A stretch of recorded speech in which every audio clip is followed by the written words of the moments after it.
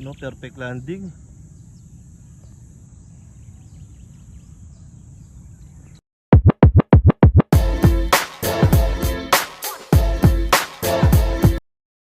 Warap mga kalapatids, first club training, Concepcion Tarlac, isakay na natin tong apat. Syempre naman, kailangan natin maglaban kahit umuulan. Let's go! Ayan na nga si Koro, may tinuturo-turo pa. Kala mo talaga may kwenta yung sinasabi, nanggagatal pa yung buntok. Tapos itong isa naman, nagpa-vlog na ako, binablog pa niya ako, binibideo niya ako, aray ko. Okay, let's go tomorrow again. Ayan, maganda na yung panahon. Pag umaga, maganda. Pero pag pumunta na ng alas 10, alas 11, umuulan na, guys. Kaya kailangan nating pauwin na maaga yung ating mga Kalapichi Warriors. Kung hindi, mayayari tayo. Siyempre, bago yan, magkakape muna tayo pag nag-aabang tayo ng release. Ay no, may ano pa, may marshmallow. So yun na nga, no, habang naghihintay tayo, nagkakape, bigla may bumulusok sa kalangitan, sa galaxy. Ito, oh, bilis oh, ang taas pa.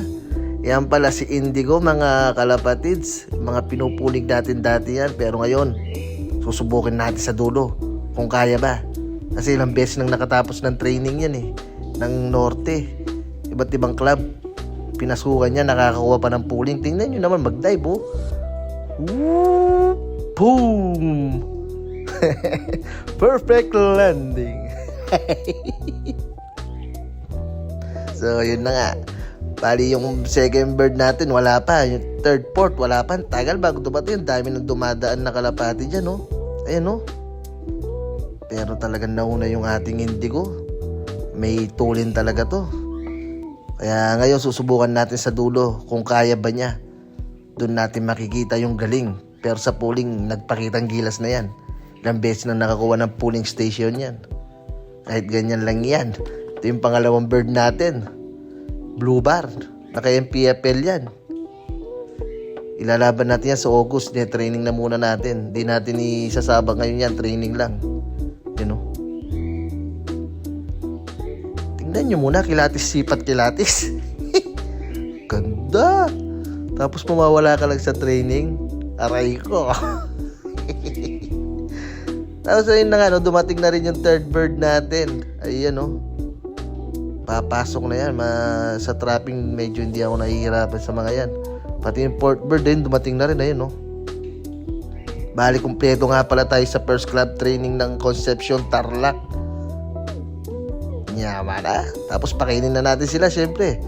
Importante, diyan kakain sila kahit pagod, di ba?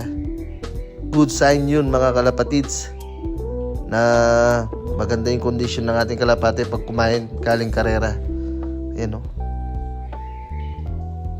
Ganda nilang kumain, guys, oh. Parang hindi man sila lumipad. Sa bagay, malapit lang yun, guys, eh. Masusubok sa susunod yan pag palayo ng palayo.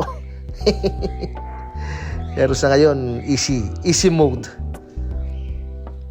Katapos niya, syempre, painumin na natin yan bago pa tuluyang malanta yung mga kalapati natin. Ayan, o. Siyempre, susubsub sa tubig yan. Pagod eh. Kahit pa paano napagod. So ano, guys, hanggang dito na muna. Bye-bye.